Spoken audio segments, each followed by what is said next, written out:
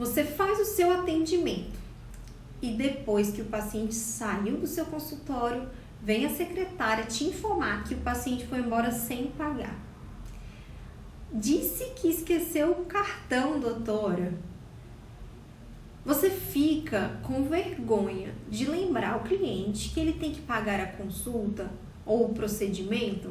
Às vezes isso parece tão capitalista, né? A gente virar para o paciente e falar assim, senhor fulano, o senhor não pagou, eu não recebi seu pagamento, aconteceu alguma coisa? Às vezes a gente fica com vergonha de falar isso, né? E aí passa uma semana, passa um mês e aquele cliente não voltou para pagar.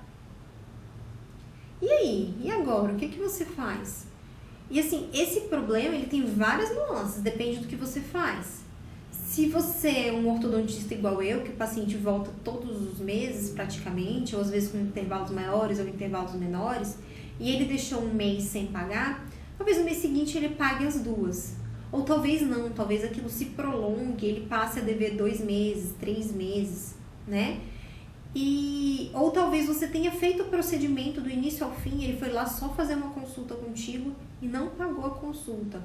Ou ele não terminou o pagamento daquele procedimento que você fez do início ao fim. Então, passa um mês, ele não pagou, passa 2 meses, ele não pagou e talvez tenha várias parcelas e as parcelas vão se acumulando, ou seja, o valor total pode ser o mesmo e está só postergando aquele pagamento. E aí eu quero te perguntar, você tem dificuldade de cobrar o seu paciente? Você tem dificuldade de passar um orçamento para o paciente? Na hora que você vai fazer um plano de tratamento para o paciente e você vê que é um tratamento maior, uma reabilitação completa na odontologia, um tratamento com um orçamento grande, você tem vergonha de falar para aquele cliente que se ele quiser fazer um tratamento completo, ele vai ter que pagar para você o mesmo preço que ele pagaria em um carro? Você tem vergonha de cobrar o paciente que está inadimplente? Eu confesso que eu tenho essa dificuldade. E esse é o podcast Investidor de Jaleco, o episódio número 8, e nós vamos conversar por que é tão difícil cobrar o paciente que está devendo a gente. Por que é tão difícil passar um orçamento para um paciente que procurou a gente para fazer um tratamento. Então, eu não sei o que acontece aí.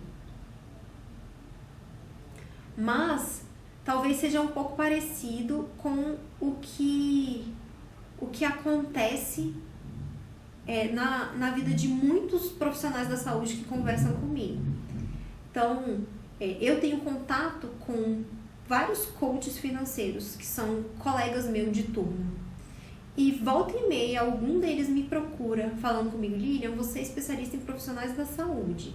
Eu tô com uma cliente, às vezes é dentista, às vezes é nutricionista, às vezes é psicólogo, e eles falam assim, eu já escutei essa conversa mais de uma vez, tá? Não é exceção, e talvez essa seja a sua situação. Ela fala assim, o consultório da minha cliente tá cheio, ela tá tendo muito paciente, mas o mês não fecha positivo. No fim das contas, ela tá trabalhando de graça. E aí? Tá acontecendo alguma coisa assim? E aí, quando ela vai fazendo o processo de coaching para poder descobrir o que está acontecendo, eles vão vendo as finanças do consultório e ela descobre que tem muito paciente sendo tratado e que não está fazendo o pagamento. Por que isso acontece? Por que a gente tem tanta vergonha de dizer não para aquele cliente que chega no nosso consultório, que está inadimplente e ele está fazendo um psicólogo ali uma consulta semanal e ele já está inadimplente há 1 mês, 2 meses, 3 meses, você continua fazendo o seu trabalho gratuitamente e você não tem coragem de falar para ele, seu fulano, quando que você vai acertar as suas finanças comigo? Quando que você vai pagar a mensalidade do mês passado? Hoje o senhor vai pagar o mês de hoje, a consulta de hoje? Então, por que a gente tem tanta dificuldade para fazer isso? E eu acho que isso está muito, muito arraigado na nossa criação, na criação do brasileiro. Por quê? Porque nós temos muito preconceito com o dinheiro. Me diz aí, na sua família, vocês falam abertamente sobre dinheiro? Vocês se sentam à mesa do jantar e conversam sobre dinheiro? Você já, numa reunião de família, você, sua mãe, seu pai, seus irmãos, vocês já decidiram o orçamento do ano? Gente, esse ano, o que a gente vai fazer? A gente quer viajar para algum lugar? A gente quer ir de férias para onde? Pra gente fazer esse tipo de férias, nós vamos precisar apertar os cintos aqui em casa. Porque a gente não consegue manter o nosso estilo de vida e pagar essa viagem. Então, já que vocês querem viajar no fim do ano para Disney, vamos todo mundo se organizar, se unir e vamos economizar aqui dentro de casa, no que der pra gente economizar, para poder viajar com dinheiro, para fazer uma viagem legal e não ficar com dívida. Já teve uma conversa dessa na sua casa?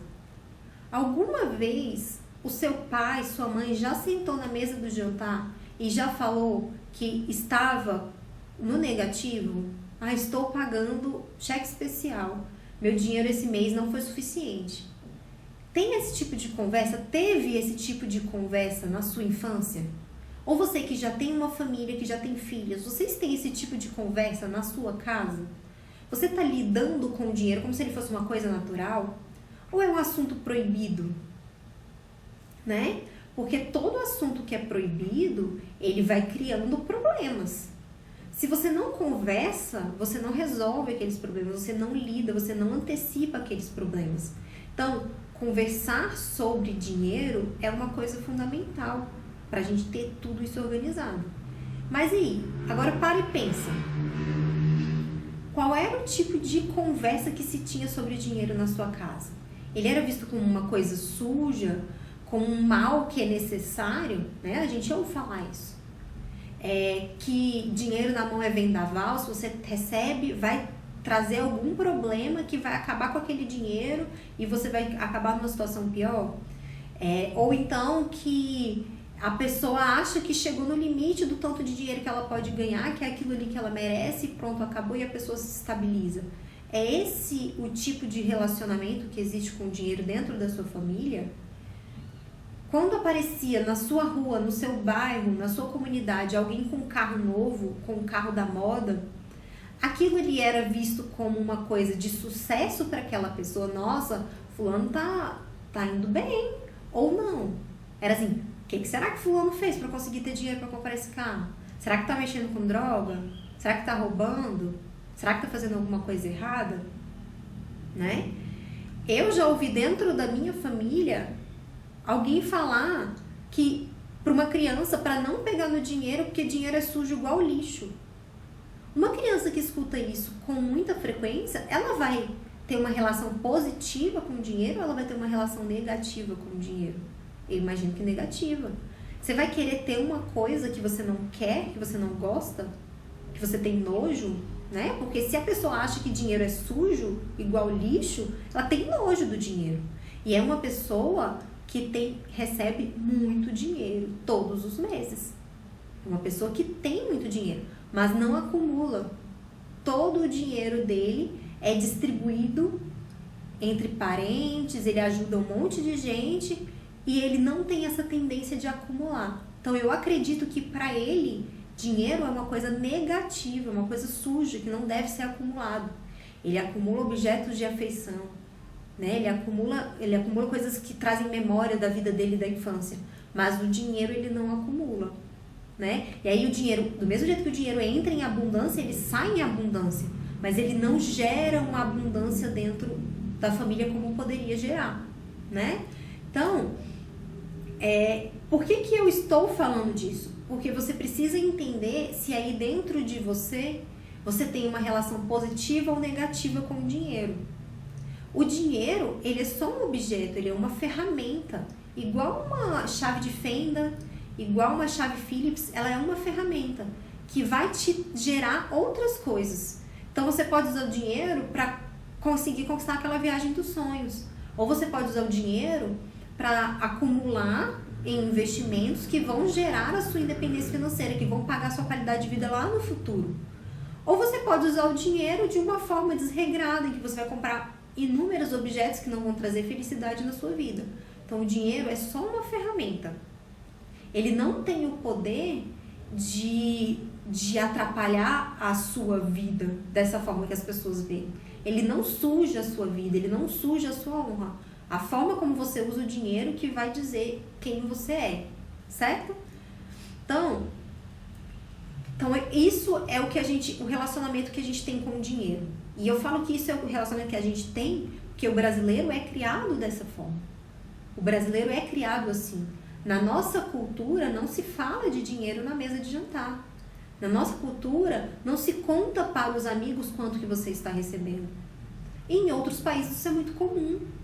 Né? Quantas vezes você viu um filme lá americano que as pessoas falam, eu estou recebendo tantos mil por ano, ou eu estou investindo em ações da empresa tal, porque isso é uma realidade lá na vida deles.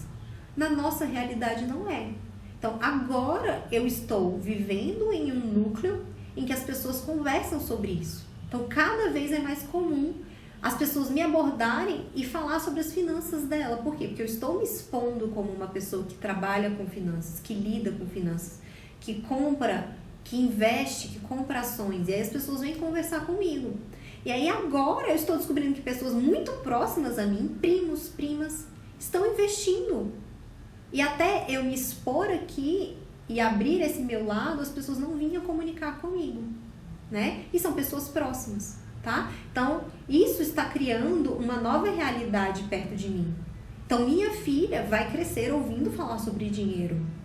E talvez ela não tenha uma relação negativa com o dinheiro. Eu não tenho uma relação negativa, porque na minha família se falava sobre dinheiro, só não se tinha o hábito de acumular, tá? Mas por que eu tô falando sobre isso?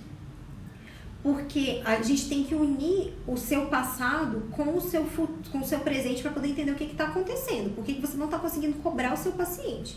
E aí eu quero mostrar outra coisa. Além da gente crescer com essa impressão de que dinheiro é uma coisa ruim, a gente também cresce com a impressão de que quando a gente quer ajudar uma pessoa, a gente doa, a gente dá. A gente doa para a ACD, a gente doa para Criança Esperança, para Abrace, né? Então, assim... se a gente vê uma pessoa na rua, a gente dá esmola, a gente dá dinheiro pro flanelinha. Por quê? Porque quando a gente quer ajudar, a gente faz doações. E a gente doa sem pedir nada em troca. A gente não tem essa sensação. Quando a gente quer ajudar, a gente ajuda por ajudar. A gente não está esperando que aquela pessoa traga um retorno pra gente, né? Essa é a forma correta de ajudar alguém. É a forma que a gente é criado dentro da nossa família, dentro da igreja. É assim que você deve ajudar. Você doa sem olhar a quem, sem querer nada de volta. Então, a gente já tem uma relação que a gente acha o dinheiro ruim. E a gente descobre que para ajudar, a gente tem que dar sem querer nada em troca. E aí você vai para a faculdade. Você vai fazer uma faculdade de medicina, de fisioterapia, de odontologia, de nutrição. Aí lá dentro... você ajuda as pessoas, você leva o seu conhecimento para aquela pessoa e ajuda aquela pessoa. E resolve um problema dela, de saúde, o que for. E normalmente, dentro das faculdades, esse atendimento é gratuito. Aquela pessoa está recebendo tudo que você tem para dar, todo o conhecimento, todo aquele procedimento que você vai fazer, ou aquele conhecimento que você vai passar para ela, gratuitamente. A maior parte das faculdades, né? O nosso conhecimento... o nosso trabalho ele está ali para aliviar a dor, o problema, o sofrimento daquela pessoa. Nós estamos doando o nosso conhecimento, nós estamos doando o nosso tempo para aquela pessoa, para ajudar aquela pessoa. E são pessoas geralmente que precisam daquela ajuda, né? Que não têm condições financeiras de pagar. E nós fazemos isso por vocação, por amor à nossa profissão, por tudo que a gente está aprendendo para poder retribuir. E assim, principalmente as pessoas que são de faculdade pública... e nós estudamos muito, mas muito mesmo, saúde pública. Então a gente vai estudar como que funciona o SUS, o histórico do SUS, como que é o atendimento, os níveis de atendimento, os níveis de necessidade das pessoas. E a gente estuda muito saúde pública, mas a gente não estuda a outra parte da área da saúde, né? A pessoa que não quer trabalhar com saúde pública, a pessoa que quer trabalhar com a parte particular, que quer ser um profissional liberal. Então, por exemplo, na UNB hoje, quase todos os semestres dos 5 anos de odontologia da UNB, a gente estuda alguma matéria da saúde pública. Mas a gente não tem quase nada de administração, De vendas, nada. De precificação, nada. Encantamento do cliente, nada. Mas quando nós saímos de lá, nós não somos funcionários públicos. Nós somos profissionais liberais. Nós temos que trabalhar no consultório de alguém. A gente tem que vender o nosso serviço para alguém. A gente tem que encantar aquele cliente, para aquele cliente gostar do que a gente fez, para ele recomendar o nosso nome. Né? E assim, a faculdade constrói a gente como uma mão de obra para ajudar o próximo. E não como empreendedores. E isso é uma coisa muito legal que eu tô vendo na mudança. Eu acompanho, por exemplo, as faculdades de odontologia daqui de Brasília, as particulares estão implementando noções de administração, noções de marketing, como fazer essa parte do encantamento dos pacientes. Elas estão implementando isso, porque essa é a realidade. E nós precisamos resolver esse problema, né? Então, vamos resumir. A gente teve uma infância em que a gente cresceu lidando com preconceitos em relação ao dinheiro.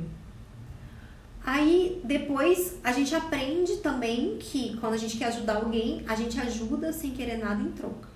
Aí, na faculdade, a gente faz a prestação de serviço gratuitamente, sem ter nada em troca. Aí, você se forma, você vai montar um consultório, você vai trabalhar no consultório de alguém, e você é um profissional liberal, você é um empresário, mas você não sabe nada disso, né? Dessa parte de empresariado. E aí você sai de uma realidade em que você tem que cobrar pelo seu serviço. Você tem que cobrar pela sua ajuda. Você não ajuda mais gratuitamente. Você não ajuda mais sem olhar a quem. Aquela pessoa tem que te pagar para você ajudar ela. Você precisa entregar orçamentos. Você precisa fazer vendas, né? E o seu custo é muito alto. Você tem que pagar salários. Você tem que pagar os direitos das funcionárias, os tributos, o aluguel, o condomínio, o conselho que você tem que pagar aí anualmente. E assim, é tão mais fácil, né, ser funcionário público e só realizar o procedimento e o paciente vai embora com o resultado, com o que você fez, com a mudança que você trouxe, e você não precisa pegar o dinheiro dele de volta. É tão mais fácil, né? Não ter que pedir nada em troca. Mas essa não é a nossa realidade, nós somos profissionais liberais. E nós ficamos nesse conflito do ajudar sem olhar a quem, mas eu preciso cobrar. Da minha infância, da forma como eu fui criada, pelos meus pais, pela minha família, pela sociedade, pela minha faculdade, e o fato de que agora eu sou uma empresária. E aí o que acontece? Na hora de dar um orçamento, você fica com vergonha de cobrar aquilo ali pelo seu serviço. Na hora que o paciente está te devendo, você fica com vergonha de dizer não para ele. Assim, senhor fulano, eu não posso te atender enquanto o senhor não pagar o que você está me devendo. Eu acredito que essa é a fonte dos problemas financeiros desse tipo dos profissionais da saúde.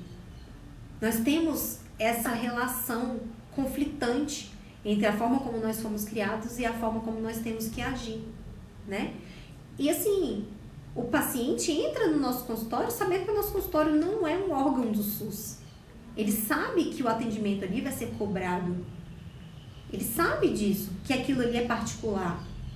Ele não está sendo enganado.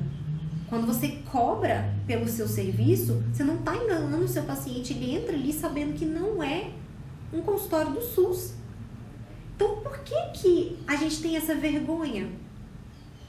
Por que a gente não consegue cobrar? Eu acredito que esses problemas financeiros vêm dessa relação nossa com o passado, tá? Então, a gente precisa quebrar isso. A gente precisa entender que o dinheiro é uma ferramenta e que a gente pode criar realidades com esse dinheiro, né? Então, tem gente que fala assim, por exemplo, as pessoas ficam chocadas, que me perguntam, Lívia, o que você faria se você ganhasse na Mega Sena? Em primeiro lugar, que tipo assim, a chance de eu ganhar na Mega Sena é zero, porque eu não compro Mega Sena. Mas se eu ganhasse, se eu achasse um bilhete premiado no chão, eu não ia pegar o montante do dinheiro e ajudar minha família. Não ia, não. Porque eu sei que se eu fizesse isso, eu ia deteriorar o patrimônio. agora que eu iria pegar uma parte desse dinheiro e investir com o objetivo de todo o rendimento daquele montante ser só para ajudar pessoas, para doação, aí eu faria. Porque eu teria uma renda infinita. Então, digamos assim, que eu invista, ganhei 200 milhões na Mega Sena.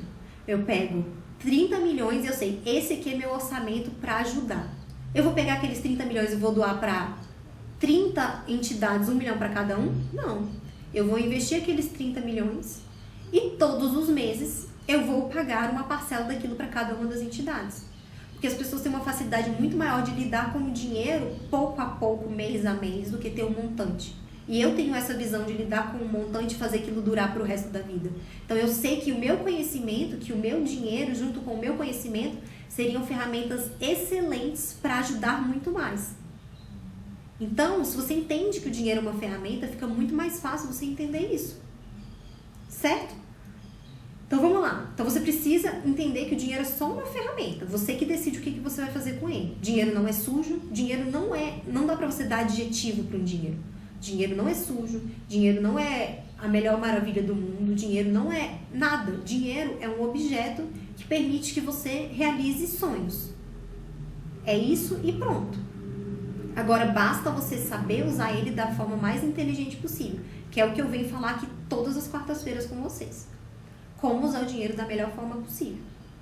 Então, como que você faz para quebrar essa sua relação negativa de você não conseguir cobrar o cliente? Primeira coisa é você quebrar a sua relação negativa com o dinheiro. Decida que você quer que o dinheiro é abundante na sua vida, que você quer dinheiro, que você quer acumular e que você sabe utilizar o dinheiro como uma ferramenta para realizar o que você quer na sua vida. Essa é a primeira coisa. A segunda coisa é que você precisa dar valor ao que você faz. Entender o seu valor como profissional. Qual é o resultado que você dá para aquele paciente? Qual é o problema que você resolveu para ele? Qual é o problema futuro que você evitou que ele entrasse por causa do seu conhecimento, por causa do seu serviço? Faça uma lista. Faça uma lista de verdade. Pega um caderninho e escreve. Dependendo da sua relação de autoestima com você e a sua profissão, isso pode demorar. Pode ser que você demore muitos dias para escrever isso aí. Que você tem que deixar lá no seu consultório para toda vez que um cliente elogiar e falar de alguma mudança que ele teve na vida dele, você anotar ali no seu caderninho. Então, crie uma listinha do seu valor, do valor do serviço que você presta. Tá? E isso é fundamental. Porque enquanto você não acreditar no valor que você está cobrando, você não vai ter coragem de cobrar. Se você está cobrando R$200 na consulta e você acha que a sua consulta vale R$100, na hora que o paciente te pedir um desconto, você vai cobrar R$100. Se você acha que a sua consulta vale R$300 e você está cobrando 250, você não vai dar desconto para aquele paciente. Porque você sabe que você está oferecendo muito mais do que o que você está cobrando. E que ele vai receber tudo e muito mais do que o que ele está pagando. E é isso que o cliente quer. Ele não quer pagar barato. Ele não quer. Ele não quer pagar pouco, quer dizer. Ele quer pagar barato. Então, um celular qualquer de R$1.000, ele pode ser caro ou pode ser barato. Depende do valor que aquela pessoa que está comprando está dando para ele. Então, se for um iPhone 10 vendidos por R$10.000, tá barato. Se for aqueles pequenininhos que só tem o jogo da cobrinha, tá caro. Então, o que ele quer é receber mais do que o que ele pagou. Então pense aí se você está oferecendo mais do que o que você está cobrando. É isso que o cliente quer, é isso que é ser barato, tá? Então faça sua lista, veja o seu valor, se valorize de dentro para fora. Na hora que você falar assim, eu valho, o que eu ofereço vale muito mais do que eu estou cobrando, você vai botar isso para fora, o seu cliente vai ver isso e ele vai passar a valorizar você, tá? Aí depois você precisa entender o seu custo. Depois que você já fez a listinha ali, você já viu o tanto que você vale, você vai entender o seu custo. Você vai descobrir quanto que você paga todos os meses para estar ali no consultório. Quanto que é o aluguel, quanto que é o condomínio, quanto que é o salário da funcionária, todos os custos. E quanto que você gasta de valor variável para fazer aquele procedimento. Então, assim, você vai fazer uma lente de contato. Você acha muito caro cobrar R$1.500 numa lente de contato. Só que você paga R$900 pro laboratório, você vai gastar 4 horas clínicas para fazer o procedimento completo, e aí cada hora clínica sua custa R$90. Então já deu 360 mais 900, 1.260. e você acha caro cobrar 1.500, você não vai receber esses 250, que você ainda tem que pagar imposto. Então, assim, você tá vendo o custo para você? Você vai trabalhar 4 horas para receber o quê? R$100, R$80 de lucro?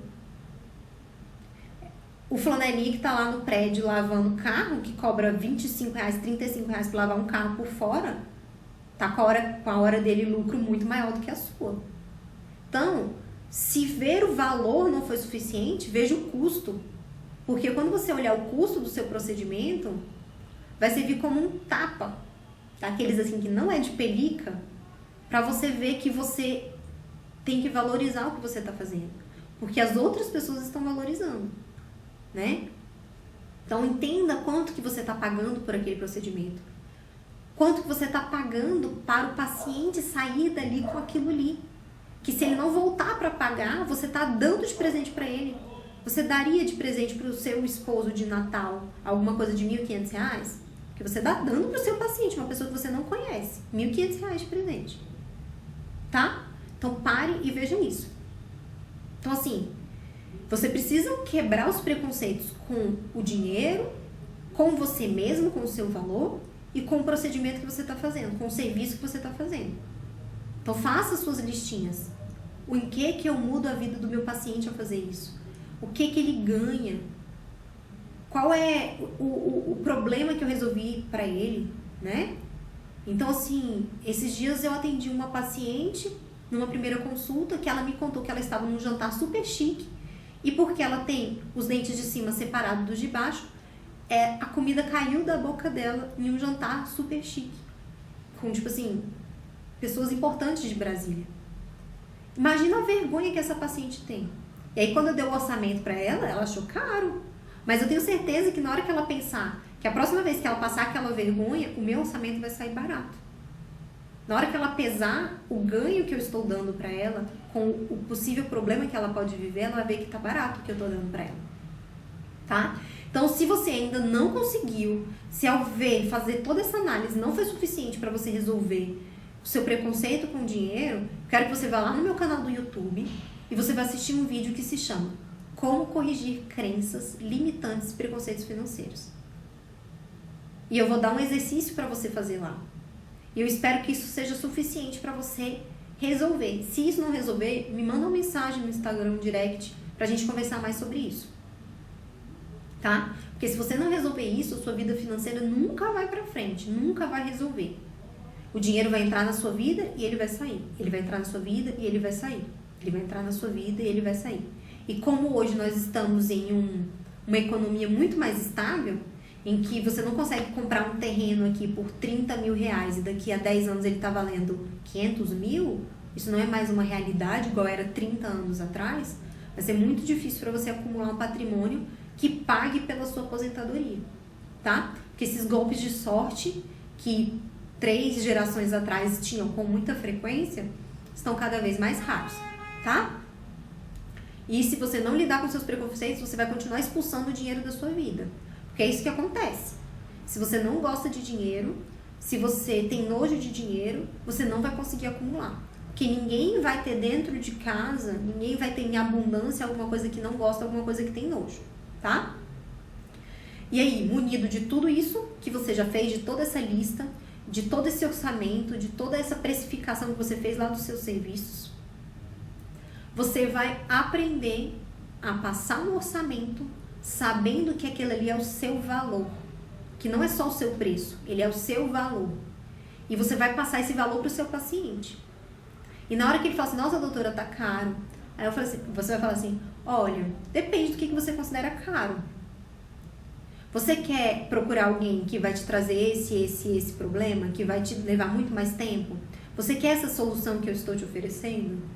Porque, na realidade, do meu ponto de vista, o que eu estou te oferecendo tem muito mais valor do que isso. Você vai se livrar disso, disso, disso, disso e disso. E você faz a lista dos problemas que o paciente passou para você, que você vai resolver na vida dele.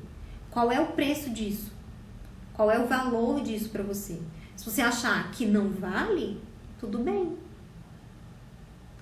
Né? E aí você usa uma outra ferramenta, que é você se afastar. Você deixar ele decidir, você não botar pressão para ele fechar o orçamento contigo, né? Você dá um espaço pro paciente pensar na cabeça dele se o que você está oferecendo para ele vale, tá? E aí? Mas assim, se você já tá com problema, se já tem pacientes que já entraram, você já fez o tratamento, ou o tratamento está em andamento e ele não está pagando e você tá com dificuldade. Primeiro, você tem que entender o seu valor e saber que você merece receber pelo que você fez, tá? E a segunda coisa que você tem que entender é que a gente tem que utilizar ferramentas que as estratégias que as grandes empresas utilizam, né? Então, por exemplo, se você esquece de pagar a conta do seu celular, a empresa já te liga e te manda e te fala assim, ó, você tá devendo, vamos colocar o seu nome no Serasa? Não, eles te mandam uma mensagem. Senhora fulana, não consta no nosso sistema o seu pagamento do boleto da data tal. Se você já tiver pago, por favor, desconsidere essa mensagem. Então, você ainda coloca um erro no sistema. Mas você só lembrou, você só foi lembrado. Então, a gente vai fazer isso. Então, você vai mandar uma mensagem ou um e-mail para o seu paciente, falando, seu fulano, meu sistema está acusando que não teve pagamento no mês tal. O senhor tem algum comprovante de que você fez esse pagamento? Mandou a mensagem. O paciente vai responder ou não. Se o paciente não respondeu, isso foi uma dica que eu achei aqui na internet, viu? Então, vale a pena mexer na internet para resolver seus problemas. Eu achei muito legal isso aqui. Então, você vai descobrir a motivação. Então, ele vai entrar em contato contigo. Vai falar assim, eu não paguei mesmo, esse mês eu tô apertado, meu carro quebrou, não sei o que lá. Aí você negocia. Mas o senhor vai conseguir fazer o pagamento ainda esse mês? Não. E no mês que vem o senhor vai conseguir pagar as duas? Não. Então, que tal se a gente somar as próximas 3 parcelas ou 4 parcelas e dividir em 3 vezes? E aí o senhor não precisa pagar o mês todo. Se o paga só um pouquinho a mais todos os meses, em 3 parcelas, pronto, negociou. Então, esse é o terceiro passo. Você descobriu qual é o problema e aí você renegocia a forma de pagamento. Né? Você renegociou a forma de pagamento. E aí você consegue recuperar tudo. Mas pode ser que não dê resultado. E aquele paciente te ignore. Então, você tem que assumir que esse valor foi perdido. E aí você vai tentar recuperar uma parte dele. E aí existem 2 estratégias. Se você está no meio do tratamento ou se você já terminou, você vai usar estratégias diferentes. Se você está no meio do tratamento, você vai conversar com ele e vai falar assim, seu fulano, não está constando o pagamento aqui, do mês tal e do mês tal, tais parcelas, não. Não estou conseguindo entrar em contato contigo. Vou suspender o seu tratamento, pois estou entendendo que as suas prioridades mudaram. Se a prioridade dele não mudou, ele vai entrar em contato contigo para poder resolver o problema financeiro. E se a prioridade dele mudou, né, você interrompe o seu custo por ali. Agora, se você encerrou o tratamento e ele não está pagando, aí que você realmente tem que considerar que aquele é um dinheiro perdido. Ele não vai voltar. Então, o que você receber é lucro. Então, aí você vai negociar. Você vai oferecer um prazo e um prazo curto e dar uma oferta vantajosa. Não, se o senhor me pagar até quarta-feira, até daqui a 10 dias, eu consigo dar para o senhor um desconto de 20%, de 30%. E aí, quem sabe, você consegue recuperar pelo menos o seu prejuízo, o custo que você teve lá com aquele procedimento, com aquele laboratório. Né? Mas assim, isso aqui é um resumo do que eu estudei aí na internet, das dicas. Se você está com um problema desse tipo, eu te aconselho que você procure no Google, procure no YouTube ferramentas para você conversar com essas pessoas. Eu tenho certeza que vai ter muita coisa e alguma que vai parecer contigo. E alguma que você não se sinta um cobrador mega capitalista cobrando aquele paciente, porque você tem que estar dentro do seu conforto, né? Mas você também precisa entender que você tem que recuperar uma parte disso aí, porque o prejuízo pode ser muito grande, né? E o mais importante é que você precisa aprender a evitar que isso ocorra. E honestamente, né? Prevenir é o melhor remédio. E para qualquer coisa, inclusive no mundo das finanças. Então, a gente precisa tomar algumas atitudes desde o início do nosso relacionamento com o cliente. Então, se o paciente chegou para a primeira consulta, Se o paciente ligou para marcar uma primeira consulta, você tem que informar o valor da consulta. E você tem que lembrar o valor daquela consulta na hora de fazer a confirmação. E isso é uma falha muito grande. Volta e meia chega paciente no meu consultório e eu pergunto para a secretária, você falou o valor da consulta? A secretária, não, doutora. Então isso é um problema muito grande no meu consultório. Por mais que eu fale, que eu quero que avise, elas não avisam. Então volta e meia o paciente chega lá e sai falando assim, nossa, doutora, eu não sabia que a sua consulta era paga. Então o que a gente precisa? A gente precisa informar e a gente precisa cobrar a consulta no início.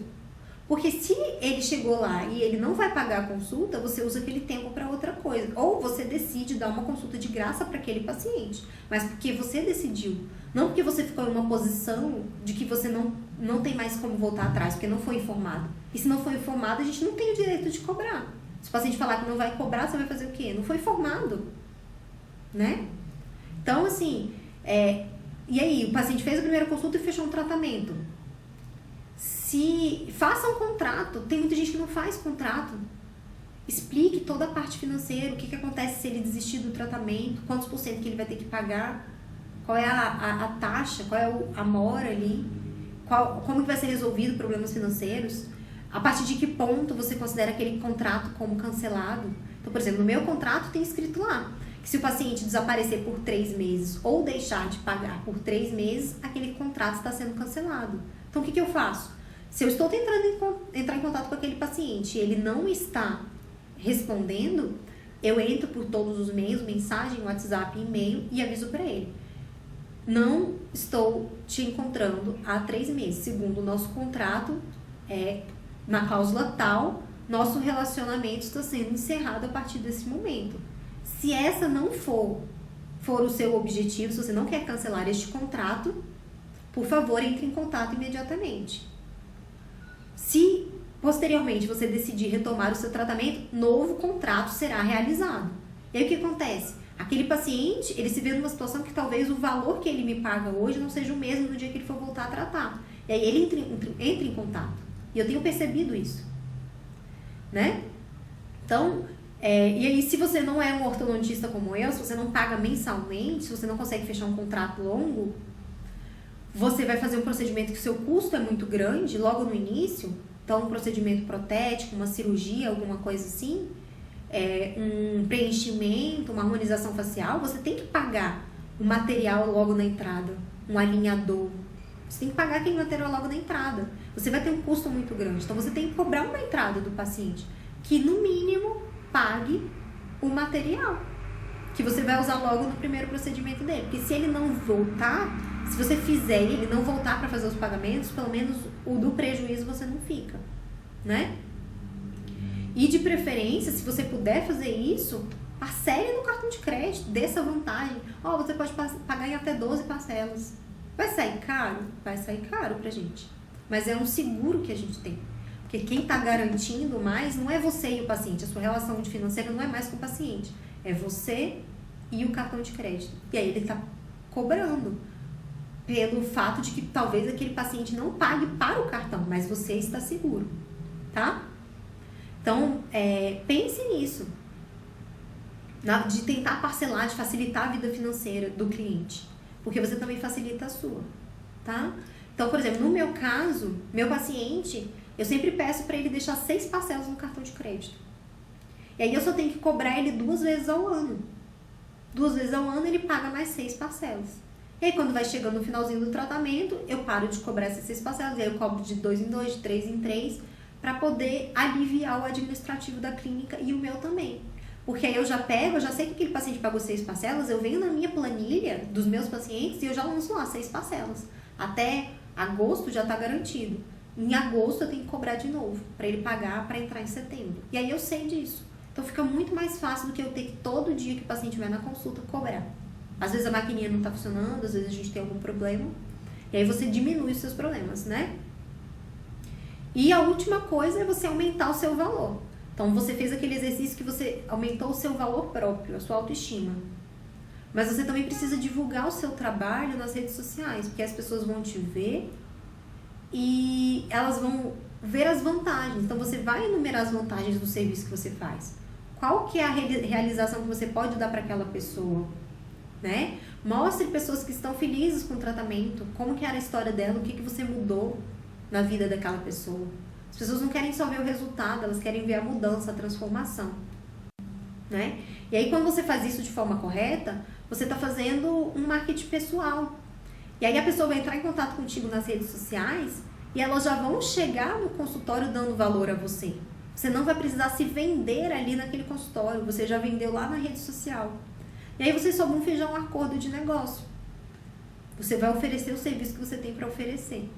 E vai ser muito mais fácil ele cumprir o que você está pedindo, né? E assim, faça de tudo para você trazer a transformação para aquela pessoa. Porque o que ela quer é o quê? O resultado. Ela quer ter mais do que o que ela está pagando. Não importa o tanto que ela está pagando. Ela quer ter uma coisa que valha mais do que o que ela está pagando. Ela quer aquela transformação, tá? Então, não é porque você é um profissional da saúde que você tem que ser um filântropo. Você não tem que fazer serviço gratuito, né? Serviço gratuito é lá no SUS. Se a pessoa entra no seu consultório, ela sabe que você vai cobrar. E se ela entrar lá, você passar um orçamento e ela achar que ela não consegue pagar, a obrigação é dela ou de negociar contigo ou de procurar outro profissional que possa fazer o serviço pelo valor que ela pode pagar, né? Então, tá totalmente invertida essa prioridade. Não é a gente que tem que ter vergonha de passar o valor, o preço do nosso procedimento. Não é a gente que tem que ter vergonha de cobrar aquele cliente que não está te pagando. Nós executamos o nosso trabalho e, em troca, nós pedimos um retorno monetário, que a gente acredita que vale o nosso trabalho. E o paciente que não paga, ele que está errado, ele que deveria ter vergonha, ele que deveria te ligar e falar assim: doutora fulana, eu estou tendo dificuldade de pagar, então eu vou ficar um tempo sem ir no consultório. E aí você decide, porque eu já fiz isso, eu já tive cliente que me ligou e falou assim: doutora fulana, eu não estou conseguindo te pagar agora. Eu falei assim: você vai conseguir voltar a me pagar quando? Ah, daqui a 3 meses. Então tudo bem, você vai ficar 3 meses sem me pagar, mas eu não quero que você deixe de vir, porque vai atrapalhar muito o seu tratamento. Daqui a 4 meses você volta a me pagar, e aí a gente vê como que a gente negocia isso que ficou atrasado. Tudo bem? Tudo bem. E pronto. E foi resolvido. Mas porque ele me comunicou. E eu decidi fazer aquilo gratuitamente, temporariamente por ele, tá? E renegociar a forma de pagamento, né? Então, não deixe esse problema acumular. Porque pode ser essa a fonte do seu problema financeiro. Pode ser por isso que você não está conseguindo fechar os seus meses no azul. E aí você fica pagando juros. Porque a SEB, a companhia de energia, a companhia de água, o condomínio, não vai ter dó de você, né? Você vai ter problemas, né? Então, se você construir uma imagem forte por meio do marketing, as pessoas vão chegar valorizando o seu serviço. E aí você vai ter muito menos trabalho na hora de vender o seu serviço. E aí você vai ter menos cansaço mental, porque você vai saber quanto que entra ali todos os meses. Você vai saber quanto você vai receber no mês seguinte, né? E é isso que a gente quer. A gente quer essa paz de espírito. A gente quer saber que a gente tem as nossas finanças organizadas, que a gente tem uma estabilidade. Ninguém quer viver nessa instabilidade doida do profissional liberal, né? Mas a gente tem que se posicionar para a gente poder ter direito a essa estabilidade. Ok? Então, obrigada pela atenção, né? O meu nome é Lilian Fonseca. Eu sou estrategista de finanças pessoais para profissionais da saúde. E se você gostou, eu espero que você siga o meu Instagram, que é @1milhãonobolso, que você vá lá no YouTube e dê uma olhada nos meus vídeos que estão lá. E esse aqui é o podcast Investidor de Jaleco, o episódio número 8. E eu expliquei para você por que o profissional liberal tem tanta dificuldade, o profissional da saúde tem tanta dificuldade de cobrar um paciente. Eu espero que vocês tenham gostado e eu espero que vocês voltem para o próximo episódio